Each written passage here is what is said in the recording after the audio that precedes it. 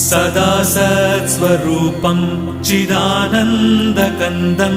जगत्सम्भवस्थानसंहारहेतुं स्वभक्तेच्छया मानुषं दर्शयन्तं नमामीश्वरं सद्गुरुं साईनाथं